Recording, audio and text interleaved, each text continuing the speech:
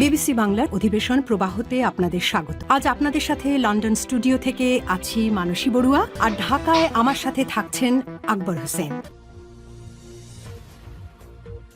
বাংলাদেশের সর্বশেষ গুরুত্বপূর্ণ আপডেট সংবাদে আপনাকে স্বাগত। শুরুতেই সংবাদ শিরোনাম, পরে বিস্তারিত। প্রথমেই জানাবো আমাদের হাতে থাকা সর্বশেষ গুরুত্বপূর্ণ সবথেকে তাজা আপডেট সংবাদ। হয় শাপলা না হয় ইসির পুনর্গঠন, প্রতীক ইস্যুতে অনড় এনসিপি। রাজনৈতিক দল হিসেবে নিবন্ধনের প্রক্রিয়া চূড়ান্ত পর্যায়ে পৌঁছেছে জাতীয় নাগরিক পার্টি এনসিপি। তবে দলটির সঙ্গে নির্বাচন কমিশন ইসির টানাপোড়েন চলছে প্রতীক বরাদ্দ নিয়ে। কয়েক মাস ধরেই এ বিষয়ে দুই পক্ষের মধ্যে দফায় দফায় চিঠি আদান প্রদান ও সাক্ষাৎ হলেও সমাধান মেলেনি। দুই পক্ষই নিজ নিজ অবস্থানে অনড়। এনসিপির পক্ষ থেকে বলা হয়েছে এনসিপিকে শাপলা প্রতীক দেওয়া হবে না, তবে এনসিপি বলছে তারা শাপলা প্রতীক ছাড়া নেবে না। তাহলে এনসিপির অভিযোগ জানিয়েছে ইসির পুনর্গঠন দরকার। এরপর জানাবো লরির ধাক্কায় লাইন থেকে উল্টে পড়ল ট্রেন, চাপা পড়ে নিহত এক। চট্টগ্রামের সাগরিকা এলাকায় একটি চলন্ত ট্রেনে ধাক্কা দিয়েছে একটি পণ্য বোঝাই লরি। এতে একটি বগিসহ ট্রেনের ইঞ্জিন এবং লরিটি রেল লাইনের উপর উল্টে পড়েছে। লরি চাপায় এক ব্যক্তির মৃত্যু হয়েছে। আজ চট্টগ্রাম নগরের সাগরিকা এলাকায় এই দুর্ঘটনা ঘটে। নিহত ব্যক্তির নাম শামসুল হাই ষাট। তার বাড়ি চট্টগ্রাম নগরের পাহাড়তলী দিদার কলোনিতে। তিনি ওই এলাকায় নিরাপত্তা প্রহরী হিসেবে কাজ করতেন। এদিকে সাগরে শক্তি বাড়াচ্ছে ঘূর্ণিঝড় মন্থা। বঙ্গোপসাগরে শক্তি বাড়াচ্ছে ঘূর্ণিঝড় মন্থা। ঝড়ের প্রভাবে ভারতের অন্ধ্রপ্রদেশের আশপাশ এলাকায় ভারী বৃষ্টি হচ্ছে, যা অব্যাহত থাকবে। সেই সঙ্গে ঘন্টায় ১১০ কিলোমিটার গতিতে ঝড়ো বাতাস বইছে, এমনটা জানিয়েছে ভারতের আবহাওয়া অধিদপ্তর। জানাবো প্রকৌশলীর হাত কেটে নেওয়ার হুমকির বিএনপি নেতার। ফেনী পৌরসভা নির্বাহী প্রকৌশলী জাকির উদ্দিনের উপর হামলা ও তার হাত কেটে নেওয়ার হুমকি দেওয়ার অভিযোগ উঠেছে জেলা বিএনপির আহ্বায়ক কমিটির সদস্য ও জেলা ছাত্রদলের সাবেক সভাপতি কামরুল হাসান মাসুদের বিরুদ্ধে। প্রকল্পের ঠিকাদারি না দেয় গালিগালাজ, ল্যাপটপ ফেলে দেয়া এবং শারীরিকভাবে হেনস্থার অভিযোগ উঠেছে ভুক্তভোগী ওই প্রকৌশলী। তিনি অভিযোগ করেছেন। এবং সর্বশেষ জানাবো ক্ষমতায় গেলে অর্থনীতির নতুন মডেল করবে বিএনপি, বললেন আমির খসরু। বিএনপি নেতা প্রকৌশলীর হাত কেটে দিতে চেয়েছে, আবার আমির খসরু বলছেন বিএনপির স্থায়ী কমিটির সদস্য তিনি বলছেন বিএনপি ক্ষমতায় গেলে অর্থনীতিকে পুনরুদ্ধার করা হবে। তাহলে প্রকৃতপক্ষে আসলে কে কি করবে সেটা তো বোঝাই যাচ্ছে। প্রিয় দর্শক, এতক্ষণ শুনছিলেন সংবাদ শিরোনাম, এবারে বিস্তারিত। তবে তার আগে বন্ধুরা অনুরোধ থাকবে এই সংবাদটিতে একটি লাইক দিন। এই চ্যানেল আপনি নতুন হয়ে থাকলে আমাদের সংবাদটি দেখতে দেখতে চ্যানেলটি সাবস্ক্রাইব করে রাখুন। কমেন্ট করে বন্ধুরা আপনার মূল্যবান মতামত জানিয়ে দিন আপনি বিশ্বের কোন দেশ থেকে বা বাংলাদেশের কোন স্থান থেকে আমাদের সংবাদটি দেখছেন এবং শুনছেন। এবারে বিস্তারিত। হয় শাপলা না হয় ইসি পুনর্গঠন, প্রতীক ইস্যুতে অনড় এনসিপি।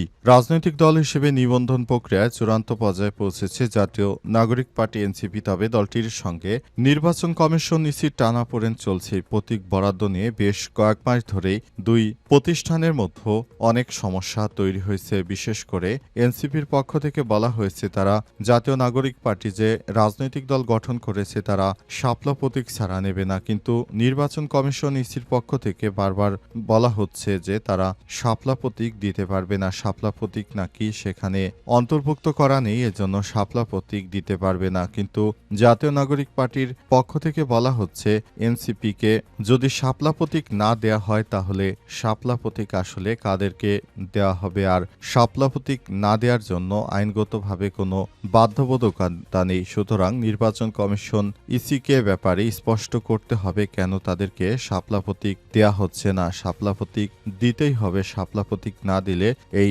নির্বাচন কমিশনের পুনর্গঠন চেয়েছে এনসিপির নেতৃত্ববৃন্দরা। দীর্ঘদিন ধরে চড়াই উৎরাহের পর গতকাল ইসি সচিব জানিয়েছে আসলে শাপলা প্রতীক কোনোভাবেই দেওয়া সম্ভব হচ্ছে না। কিন্তু এনসিপির পক্ষ থেকে রাতে সার্জিস আলম বলেছেন আমাদেরকে শাপলা প্রতীকই দিতে হবে, শাপলা প্রতীক ছাড়া আমরা নির্বাচনে অংশগ্রহণ করব না। সুতরাং শাপলা প্রতীকে আমাদের একমাত্র কাম্য।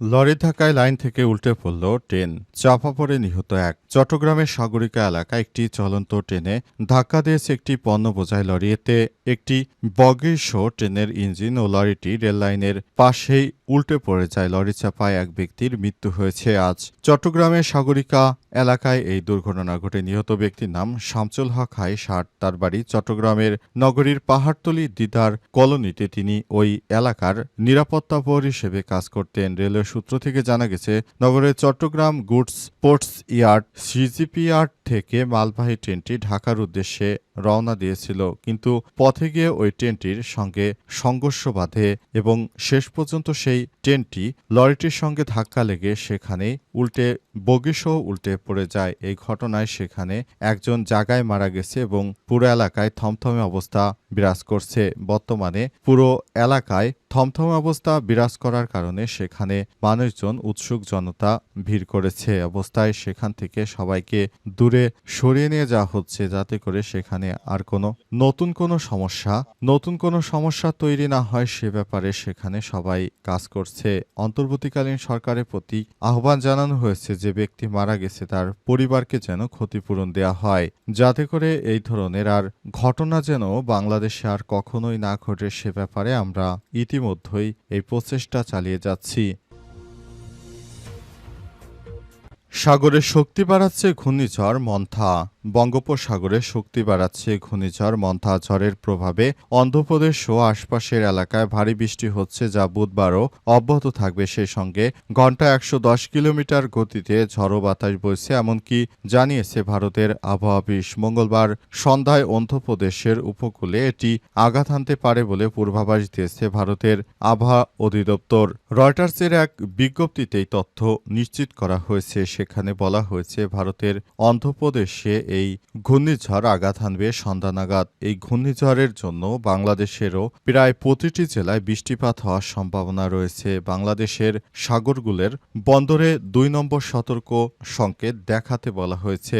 সমুদ্র বন্দর উত্তাল রয়েছে। এ অবস্থায় সবাইকে যার যার জায়গা থেকে সবাইকে সক্রিয়ভাবে দায়িত্ব পালনের জন্য আহ্বান জানানো হয়েছে। কেউ যেন সেখানে কোনো সমস্যায় না পড়ে সেজন্য সবাইকে মিলেমিশে একসঙ্গে কাজ করার জন্য আহ্বান জানানো হয়েছে।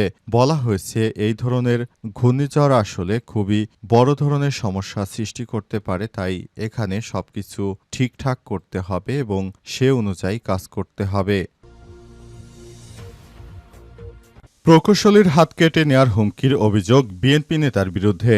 ফেনী পৌরসভার নির্বাহী প্রকৌশলী জাকির উদ্দিনের উপর হামলা ও হাত কেটে নেয়ার হুমকি দেওয়ার অভিযোগ উঠেছে জেলা বিএনপির আহ্বায়ক কমিটির সদস্য ও জেলা ছাত্রদলের সাবেক সভাপতি কামরুল হাসান মাসুদের বিরুদ্ধে। প্রকল্পের ঠিকাদারি না দেওয়ায় গালিগালাজ, ল্যাপটপ ফেলে দেয়া এবং শারীরিকভাবে হেনস্থার অভিযোগ তুলেছেন ভুক্তভোগী ওই প্রকৌশলী। সোমবার ২৭ অক্টোবর রাতে ফেনী পৌরসভায় এই ঘটনা ঘটে। পৌরসভা সূত্র থেকে জানা গেছে, গত কয়েকদিন ধরে পৌরসভায় নানা উন্নয়নের কাজে নিয়ে জেলা বিএনপির সদস্য ঠিকাদার কামরুল হাসান মাসুদের সঙ্গে নির্বাহী প্রকৌশলী জাকির উদ্দিনের দূরত্ব চলছিল। সম্প্রতি ফেনী পৌরসভায় বিশ্বব্যাংকের প্রায় ২৯ কোটি টাকার একটি উন্নয়নের কাজ পান রাজধানী ঠিকাদারি প্রতিষ্ঠান পিডিএল। সন্ধ্যায় ওই প্রতিষ্ঠানের সঙ্গে ফেনী পৌরসভা চুক্তি সহ হওয়ার পর হঠাৎই বিএনপি নেতা মাসুদ নির্বাহী প্রকৌশলীর কক্ষে ঢুকে তর্ক শুরু করেন।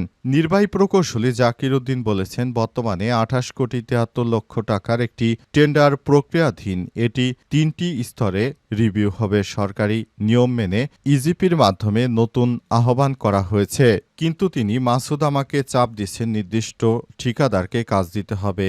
আমি নির্দিষ্ট ঠিকাদারকে কাজ না দিয়ে বরং টেন্ডার করে যে সঠিকভাবে কাজ করতে পারবে তাকেই কাজ দেওয়ার বিষয়ে সিদ্ধান্ত নিয়েছি।